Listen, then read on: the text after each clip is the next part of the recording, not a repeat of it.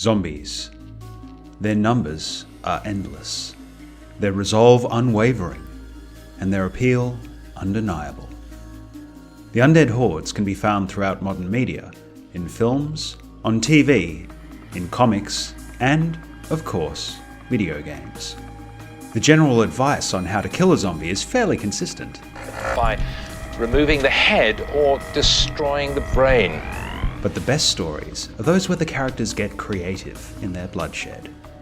Of course, you will see guns and baseball bats galore, but those pale in comparison to the true scourge of the undead.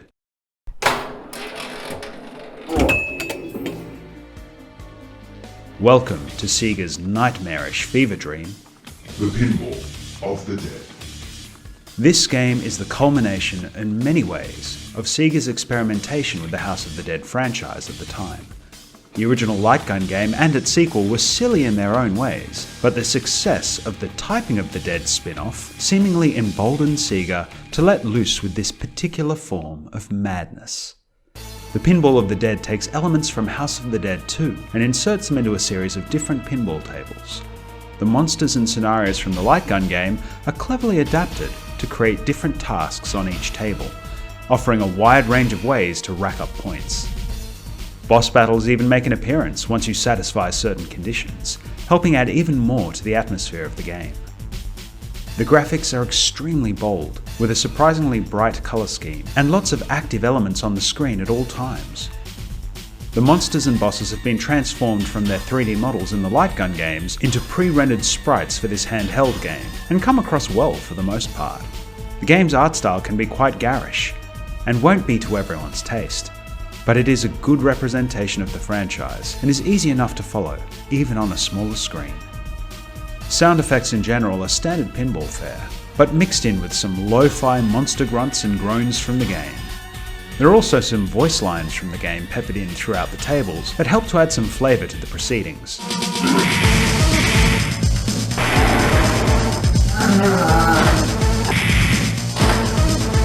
Are you alright, James?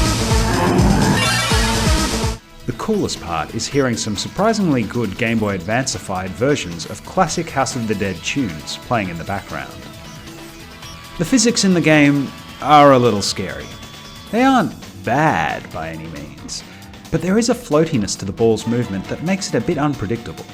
This isn't helped by the unmoving chrome effect on the ball itself, giving the impression sometimes that it's an orb sliding around the table, rather than a ball rolling through it. This is a relatively brief game, with only 3 tables to choose from. However, for a pick-up-and-play handheld title, it is perfect for a quick thrash every now and again. This is a short but audacious title, and was a clever way to get the franchise onto the handheld system. If you need a little hit of the undead this time of year in between trick-or-treaters, this definitely fits the bill.